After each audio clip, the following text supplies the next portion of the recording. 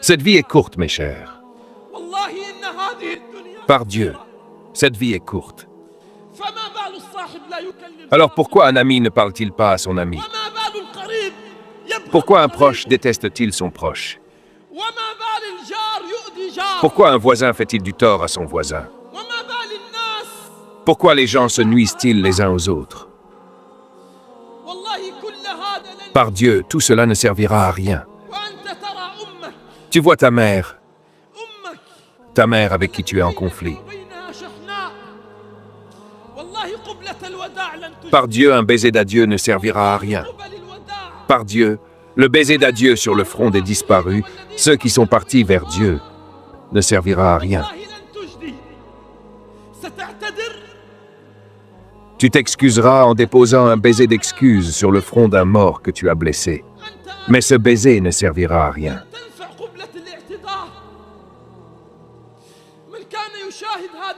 Ceux qui regardent ou écoutent ces paroles, sachez que Dieu scrute toutes ses créatures la nuit du milieu de Chaban et pardonne à toutes, sauf à l'associateur et au querelleur. Alors, je t'en prie, au nom de Dieu, si tu es en conflit avec ton frère, réconcilie-toi maintenant.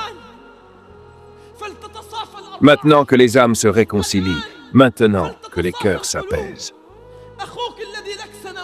Ton frère que tu n'as pas contacté depuis des années,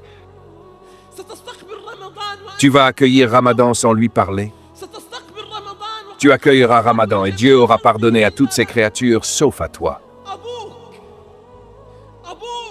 Ton père contre qui tu élèves la voix.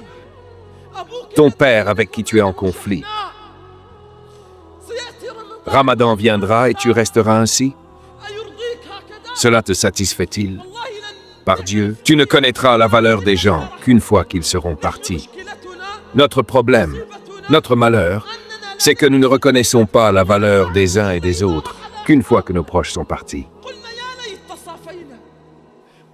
Alors nous disons, si seulement nous nous étions réconciliés, si seulement nous nous étions dit adieu avec amour, si seulement je lui avais pardonné, si seulement il m'avait pardonné avant son départ.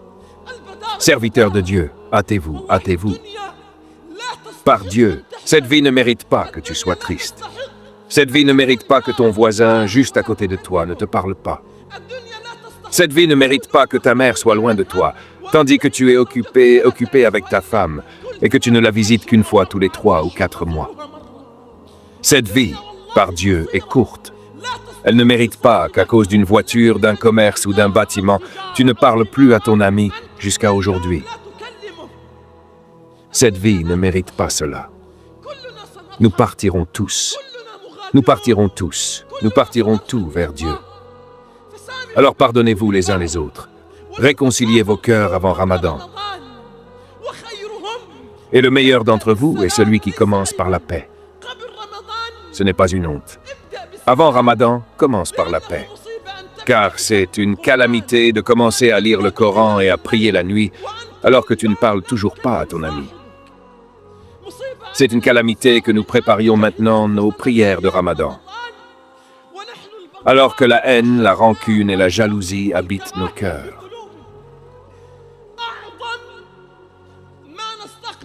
Le meilleur moyen d'accueillir Ramadan, c'est de purifier nos cœurs, comme le disaient les compagnons. L'un d'eux disait, « Par Dieu, aucun d'entre nous n'osait accueillir Ramadan avec de la rancune dans son cœur envers son frère musulman. » Alors purifiez vos cœurs avant le départ. Nous partirons tous. Nous partirons tous. Nous nous tiendrons tous devant Dieu et nous ne savons pas. Nous ne savons pas.